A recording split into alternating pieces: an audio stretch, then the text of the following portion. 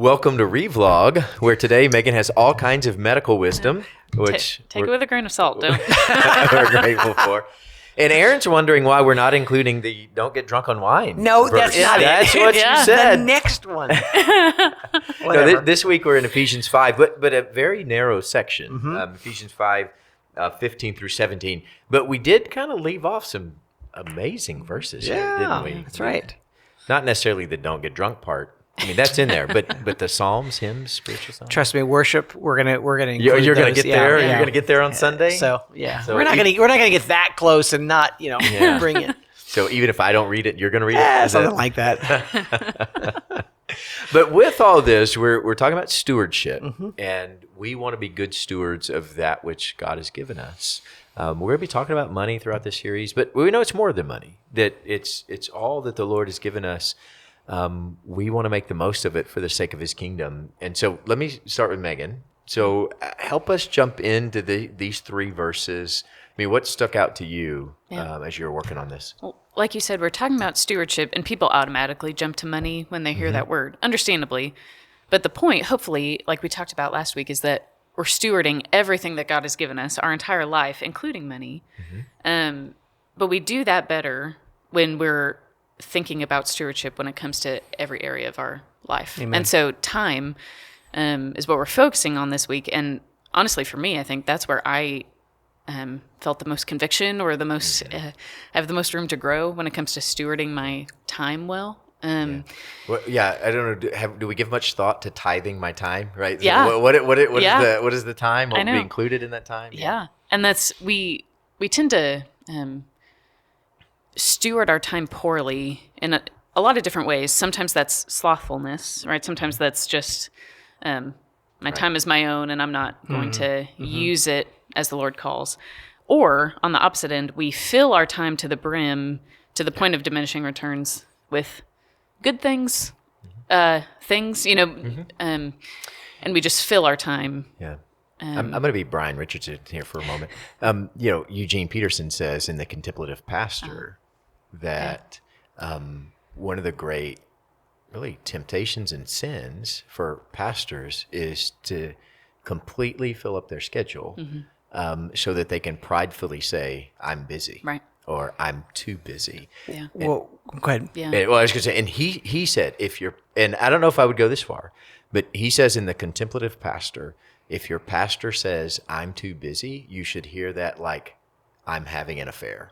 Wow. That it's that level Wow. of sinfulness. Yeah. What were you going to say? Well, Sorry. something we've said in this around this table before is that's the one commandment about the Sabbath, about rest, that we brag about breaking. Yeah, that's right. And it's very much that we take our time and don't manage it well, and what part of that means is we don't rest, and so Right. sorry. No, and that's, we would all agree slothfulness or laziness or whatever is a sin.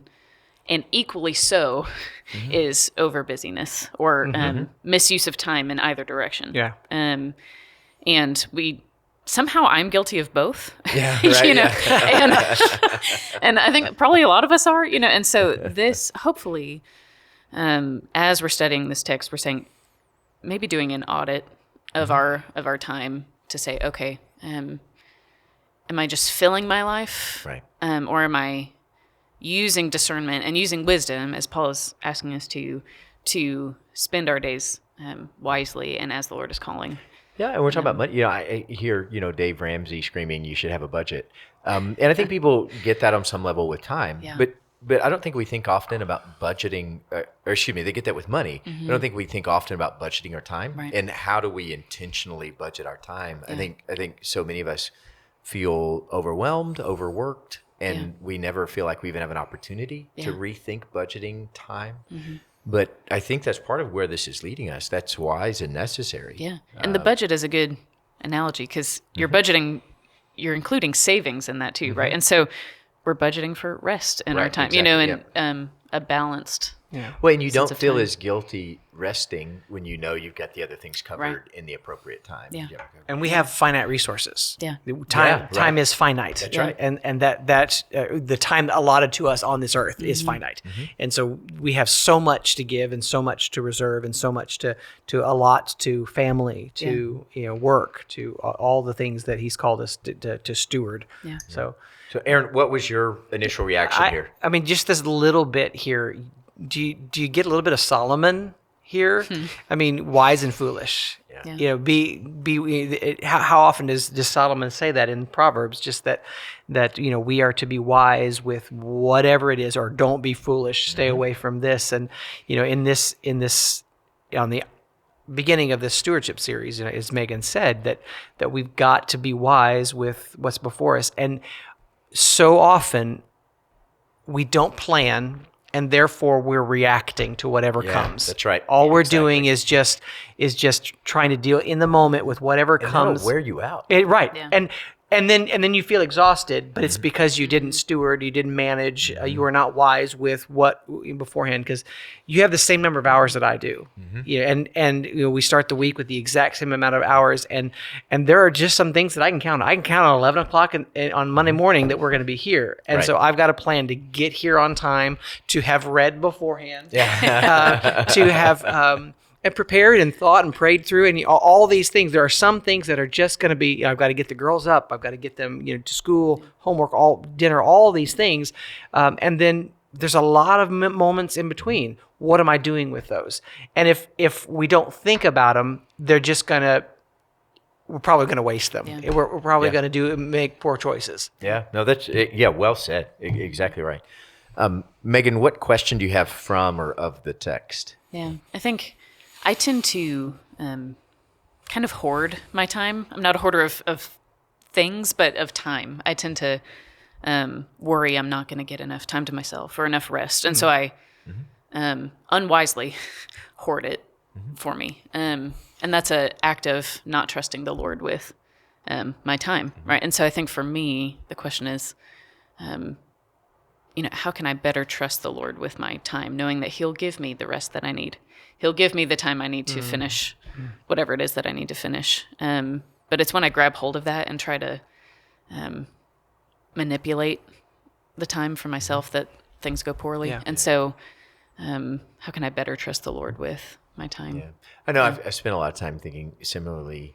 We do talk a lot about the, kind of like Aaron said earlier, we need a day of rest. I mean, it's written into creation, you need a day of rest. But also the implication there, and Scripture talks about it otherwise, is there's 6 days of hard work too. And And so what does 6 days of hard work look like? That work unto the Lord, that is committed and honors God. And so you have both sides of that. You need good rest, but there's also a time to be, head down, working diligently for the sake of the Lord. Yeah. What about for you, Aaron? What question do you have? It's not likely that God has called us to be a time martyr. Right. Okay, what do you mean by that? That we just give every second of right, and yes. Because like you just said, it is written into creation that we rest.